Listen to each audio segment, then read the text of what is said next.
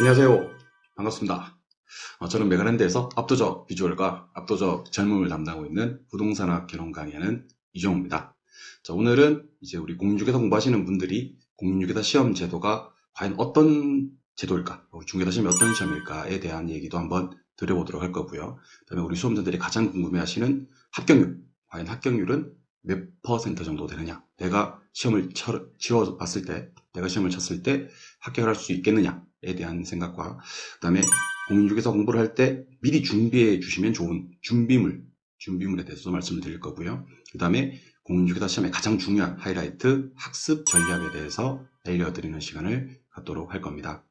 공인중개사 공부하시는 분들이 주로 이제 정보를 얻는 곳이 지금과 같은 유튜브, 아니면 뭐 SNS, 아니면 막 각종 커뮤니티 이런 데서도 정보를 얻기도 하고요. 먼저 공부하신 선배들, 그러니까 지인들을 통해서 정보를 얻기도 합니다. 그러다 보니까 우리 공인중개사 공부하시는 분들이 처해 있는 상황은 모두 다르죠. 환경도 다르고, 아니면 공부할 시간, 뺄 수 있는 어떤 시간도 다르고, 여건도 너무 다른데도 불구하고 그렇게 정보를 얻었던 대로 하라는 대로 열심히 했는데 시험이 안 되는 경우도 많이 있습니다. 그죠? 그래서 공인중개사 공부의 표준적인 어떤 공부 전략을 말씀드리는 시간을 갖도록 하겠습니다. 먼저 간단하게 제 소개를 해드리면, 저는 올해로 공인중개사 강의를, 부동산학개론 강의를 21년 동안 하고 있습니다. 21년 차 공인중개사 강사고요. 보통 이제 우리 공인중개사 강의하시는 분들이 다른 일을 하시다가 그 일이 잘 안 돼서 강의나 한번 해볼까 하고 와서 이쪽 업계, 근데 또 체질에 강의가 맞는 거지. 그래서 이렇게 유명해지신 분들이 많은데, 대부분이에요.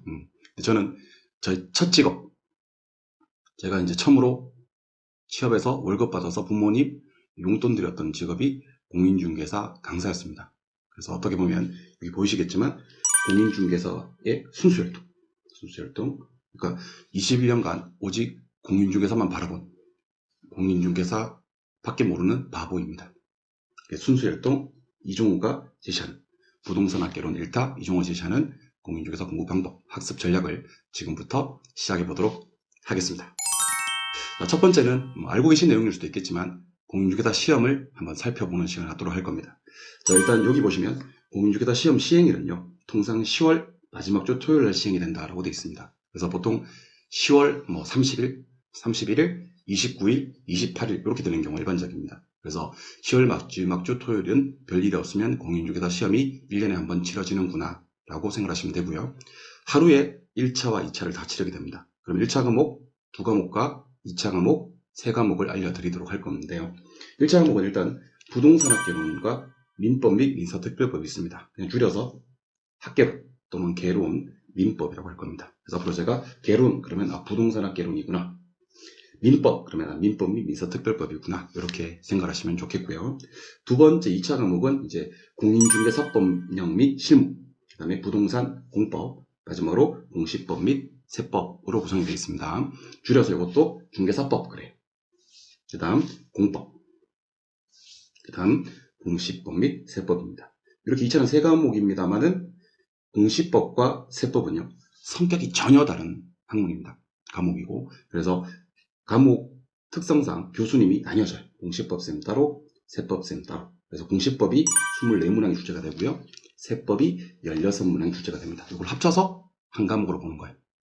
이해하셨나요? 예. 그래서 과목은, 교재는 4권이 나오고 교수님도 4분이 계십니다만은 공시법과 세법은 24문항과 16문항을 합쳐서 한 과목으로 본다, 이렇게 생각하시면 되겠습니다. 이렇게 1차 과목과 2차 과목으로 나누는 이유를 좀 알려드리도록 하겠습니다. 먼저 여러분들이 이제 실제로 심양에 들어가시면 1번부터 40번까지는 부동산학개론, 그리고 또 1번부터 40번까지가 민법이 아니라 1번부터 40번까지가 부동산학개론이고요. 41번부터 80번까지가 민법입니다. 그러면 개론과 민법은 두 개가 무슨 과목? 한 과목. 이 과목의 이름은 무슨 과목? 1차 과목이 되는 겁니다. 그래서 같은 과목끼리는 점수를 서로 주고받을 수가 있습니다. 그래서 부동산학개론에서 40점 맞았는데 민법에서 80점 맞았다. 그럼 총점 120점으로 합격 점수가 되는 거예요. 하지만 1차 과목에서 점수가 아무리 남아도 2차 과목에 점수를 줄 수는 없다라는 겁니다. 무슨 말 이해하셨죠? 그래서 같은 과목끼리는 점수를 서로 주고받을 수가 있다. 2차 과목에서도요, 중개사법, 공법, 공시세법에서 점수를 주고받을 수가 있겠죠. 같은 과목이니까. 그래서 중개사법에서 100점 맞았어.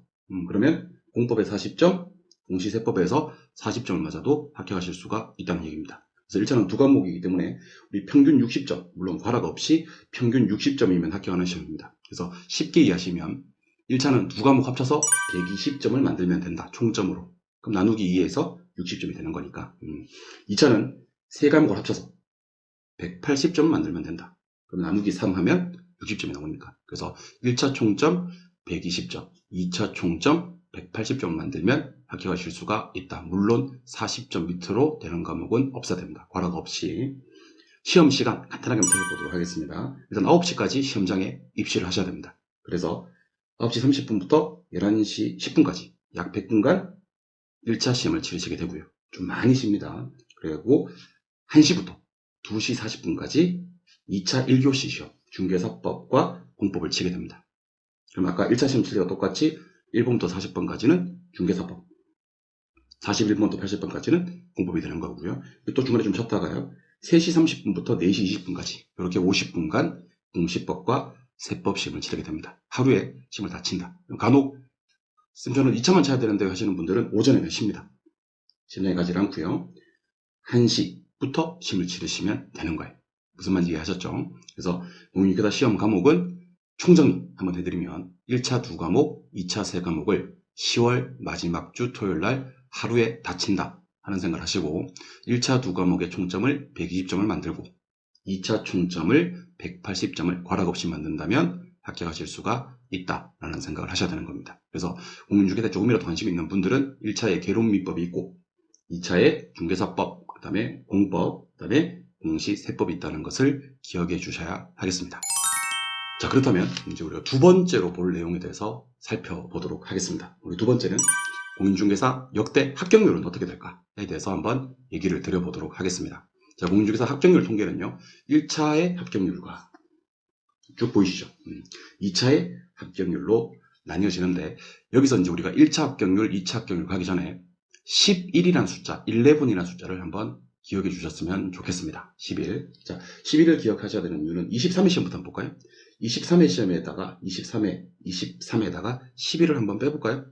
23에다가 11을 빼면 얼마가 되죠? 12가 나오죠. 그죠? 이게 2012년도에 있었던 시험이다라는 겁니다. 자, 그럼 다시 2013년도에 있었던 시험이에요. 회차로 보고 싶으면 11을 더 하시면 돼요.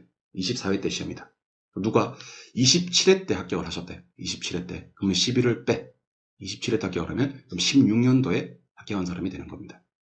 그러면 31회 때 합격을 했다. 그럼 이분은 11을 빼면 2020년에 합격한 사람이 되는 거죠. 그래서 11이라는 숫자를 가지고 회차에서 11을 빼면 연도가 되는 거고요. 연도에서 11을 더하면 회차가 되는 겁니다. 이게 아무것도 아닌 것 같은데 나중에 이제 혹시 부동산 공인중개사 공부하는 과정에서 중개업소를 방문하는 일이 있어요. 그래서 혹시 소장님 몇 년도에 자격증 따셨어요? 라고 물어봤어요. 그죠? 근데 이분이 저는 2005년도에 땄는데요. 라고 얘기를 하는 거예요. 2005년도. 그러면 16회 때 합격하셨네요. 그러면 깜짝 놀라는 거예요. 16회 때 합격한 게 맞거든. 이 사람 뭔가? 아무것도 아닌데 그렇게 생각할 수 있겠죠. 안 그러려나? 아무튼 10이라는 숫자를 기억해서 회차에서 연도를 구할 때는 11을 빼고요. 연도에서 회차를 구할 때는 11을 더하시면 된다는 걸 기억해 주시면 좋겠습니다. 자, 일단 1차 합격률의 하단과 상단 한번 살펴볼 건데 1차 합격률의 하단은 18% 정도 선이 합격률의 하단입니다. 상단은 한 27.9%니까 28% 정도. 그래서 1차 합격률은 하단이 18%, 상단이 한 28% 정도에서 왔다 갔다 한다. 그래서 10%의 차이가 있을 수 있다는 겁니다. 좀 적을 때는 18% 정도, 좀 많을 때는 28% 정도의 합격 하단과 상단이 결정이 되고요. 2차의 하단과 상단은 조금 더 폭이 큽니다. 2차 같은 경우는 하단이 한 19.6%, 한 20%고요. 상단은 30회 때 시험 36.6%가 됩니다. 그래서 아까 1차는 하단과 상단의 차이가, 합격률의 차이가 10%였다면 2차는 한 15% 정도 됩니다. 그래서 평균으로 보면 한 하단을 보통 한 20% 정도 잡고요. 20% 정도 잡고 상단은 특별히 좀 쉬웠던 해를 빼면 한 30% 정도를 잡습니다. 30%. 그래서 30% 내외가 합격률인데 최근 경향을 좀 보셔야 됩니다. 최근 경향은 자, 여기서부터 보시죠. 29회 때 1차 합격률이 21%, 30회 때 역시 21%. 그 다음에 31회 때 역시 21%. 그러니까 1차 합격률은 21% 정도 수준에서 맞추고 있다는 생각이 드시나요? 그러면 합격성을 뭘로 조절하냐면 2차 과목으로 조절을 해. 2차 과목으로. 보시면 여기는 30%가 났다가 여기는 20% 초반에 났다가 또 30%대 중반에 훨씬 넘다가 그 다음에 또 21% 정도 수준밖에 안 된다는 겁니다. 따라서 2차 과목으로 한 해는 조금 쉽게, 한 해는 조금 어렵게, 한 해는 조금 쉽게, 한 해는 조금 어렵게 출제를 한다라는 생각을 하시면 됩니다. 자, 그렇다면 여기서 이제 겁을 먹는 분들이 계세요. 아니, 그러면 10명이 시험장 들어가면 2~3명밖에 시험에 합격하지 못한다는 얘기냐? 라고 생각하실 수가 있습니다. 그런 생각이 드시죠? 그런 것 같으면 내가 뭐 공부에 크게 자신 있는 사람도 아니고, 그 다음에 내가 공부를 쭉 해왔던 사람도 아니고, 공부를 손 놓은 지도 너무 오래됐고, 그래서 공부를 해야 되느냐? 또는 말아야 되느냐? 이 관림길에서 고민하고 계시는 분들은요. 일단 공인중개사 시험은 헛수 지원자라고 하는 헛수 지원자들이 상당히 많이 있습니다. 그러니까 충분한 시간을 확보하고 정상적으로 공부하신 분들의 합격률은 이보다 훨씬 높습니다. 왜냐하면 우리가 공인중개사 수험 원서 접수를 어느 정도에 시행을 하냐면 보통 8월 초중경에 원서 접수가 이루어지고요. 그 다음에 10월, 아까 말씀드렸던 10월 마지막 주 토요일 날 우리가 시험을 치르시게 된단 말이에요. 그러면 그때 8월 초순경에 원서 접수하면서 공인중개사 공부를 시작하시는 분들도 꽤 많이 있습니다.